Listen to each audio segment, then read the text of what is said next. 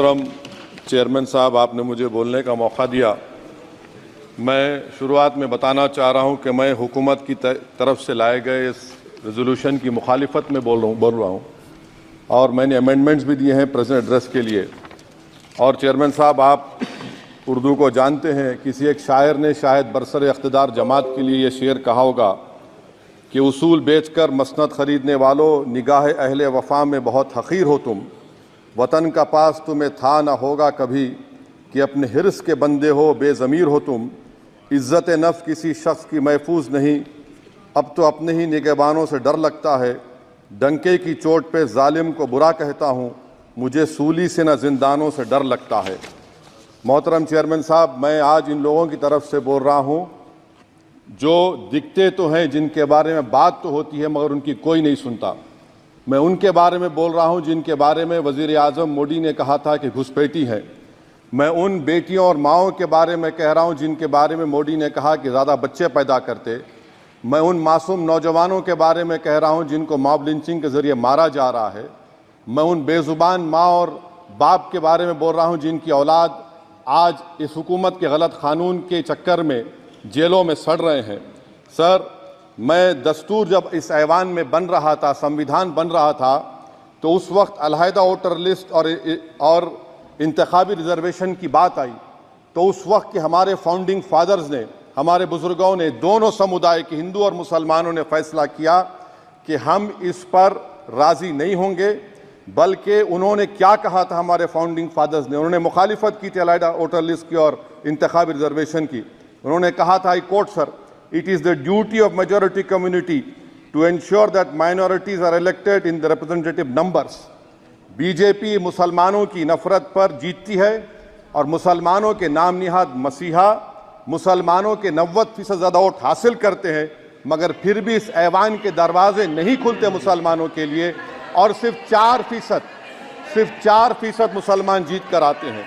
Sir, संविधान सिर्फ एक किताब नहीं है जिसे चूमा जाए, संविधान एक किताब नहीं है जिसे दिखाया जाए, संविधान एक सिंबल भी है, मगर संविधान एक हमारे बुजुर्गों के ख्वाबों की किताब है। हमारे जमहूरियत को हमारे बुजुर्गों ने इस तरह समझा, हमारे फाउंडिंग फादर्स ने इस तरह जमहूरियत को समझा कि इसमें हर समुदाय और मजहब और समाज के मानने वाले लोगों की राय को शामिल किया जाएगा इस मुल्क को चलाने के लिए। मगर इस ऐवान में सिर्फ 4% मुसलमान जीत कर आते हैं। मैं संविधान से जो मोहब्बत के दावे करते हैं उनसे कहूंगा कि कभी उठाकर पढ़ो कॉन्स्टिट्यूंट असेंबली डिबेट्स में कि नेहरू ने, HC मुखर्जी ने, सरदार हुकुम सिंह ने माइनॉरिटीज के बारे में क्या कहा था। सर, वतन अजीज का मुस्तकबिल कैसा होगा जब बीजेपी मुझे गायब करना चाहती है और दीगर हिज़्ब इख्तिलाफ की पार्टियां के लिए मेरा वजूद सिर्फ वोट डालना और अपनी खबर में जाकर सो जाना है। इसीलिए आप देखते हैं कि ये समाजी इंसाफ है सर कि 4% मुसलमान जीत कर आते हैं। सर, इस ऐवान में OBC समाज के MP अब अपर कास्ट के MP के बराबर हो चुके हैं। OBC समाज के MP अब अपर कास्ट MP के बराबर हो चुके हैं और 14% मुसलमान सिर्फ 4% जीत कर आते हैं। CSDS का डेटा ये बताता है कि इस मुल्क में जो वोट बैंक है, जो एक मुश्त वोट डालता है, वो अपर कास्ट का है। मुसलमान का कभी ना वोट बैंक था ना कभी रहेगा। सर, 4 जून के बाद 6 मुसलमानों की मॉब लिंचिंग हुई। 11 घरों को मध्य प्रदेश में मोदी के बुलडोजर ने निस्तो नाबूद कर दिया। हिमाचल प्रदेश में एक मुसलमान की एक दुकान को लूट लिया गया और हिज़्ब इख्तिलाफ की पार्टियों की तरफ से सन्नाटा है। शायद अब वक्त आ चुका है कि लफ्ज मुसलमान का नाम लेना भी अब उस पर पाबंदी आयद कर दी जाएगी। सर, मैं ये बताना चाह रहा हूँ नरेंद्र मोदी को जो मैंडेट मिला है। एक मिनट, आप लोग बैठ जाएं, कृपया आप लोग बैठ जाएं। श्री मनसुख मांडविया जी, आप लोग बैठ जाएं, कृपया माननीय सदस्य बैठ जाएं। श्री मनसुख मांडविया जी, कृपया आप लोग बैठ जाएं। अपने प्रारंभिक आप लोग बैठ जाएं, आप लोग बैठ जाएं। माननीय सदस्य ने अपने प्रारंभिक भाषण में जो शब्द प्रयोग करा है उसको ऑथेंटिकेट करा जाए।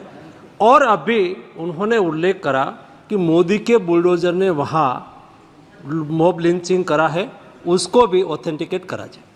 निश्चित तौर से इसको ठीक है ठीक है ठीक है ठीक है ठीक है। उवैसी साहब, जब भी कोई बात नहीं सर, आप चेयर पर बैठे हैं जी, इसलिए आप मंत्री जी को पेट में दर्द हुआ, माशाल्लाह, शुक्रिया उनका। नहीं, तो सर मैं मंत्री की जवाबदेही है ये अरे ये नहीं, मंत्री इससे बुरी बात क्या है? पेट में दर्द हो सकता है, वो दर्द, ये सब ठीक। अच्छा दर्द हुआ, चलिए दर्द हुआ, दिल का दर्द हुआ। तो सर, जो नरेंद्र मोदी को मैंडेट मिला है वो सिर्फ और सिर्फ मुसलमानों की नफरत पर हिंदुत्व की वजह से मिला है।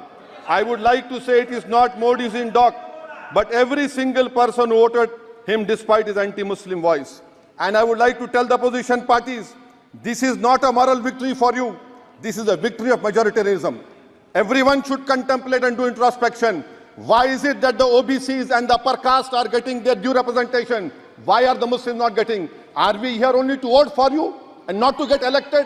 If that is the case, please tell us that we are only here to vote for you.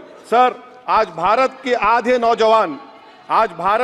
नौजवान बेरोजगार हैं और रोजगार की तालाश, बेरोजगारी का आलम यह है सर कि मोदी सरकार के 5 साल में 75 लाख एस्पिरेंट्स की जिंदगी बर्बाद हो गई, 6 पेपर लीक हुआ।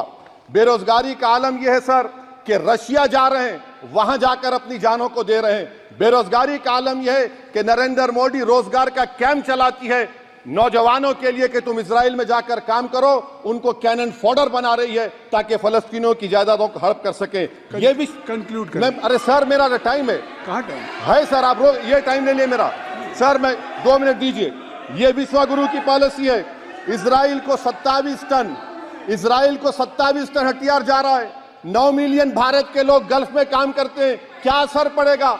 47,000 इजरायली फलस्तीनी मार चुके हैं।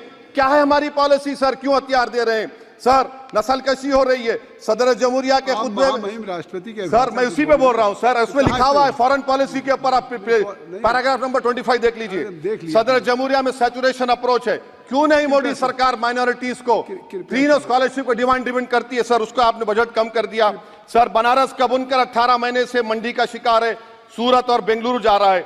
सर आखिरी बात कंक्लूड कर रहा हूं, आखिरी बात सर, पनून केस में निखिल गुप्ता, मोदी ने कहा था कि हम घर में घुसकर मारा, तो निखिल गुप्ता को किसने ऑर्डर दिया था पनून को मारने का?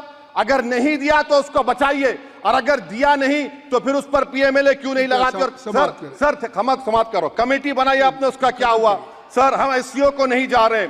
सर मैं आपको बता रहा हूं कि मैं अपनी इस तकरीर को टीपू सुल्तान की नजर, सुनिए सर, अब हो गया, खत्म कर रहा हूं सर। मैं अपनी तकरीर को टीपू सुल्तान की नजर कर रहा हूं। ये टीपू सुल्तान की फोटो है, क्या आप इससे भी नफरत करेंगे? सर ये संविधान में टीपू सुल्तान की फोटो है जिस पर वल्लभ भाई पटेल ने साइन किया, श्यामा प्रसाद मुखर्जी ने साइन किया। ये आपकी नफरत है।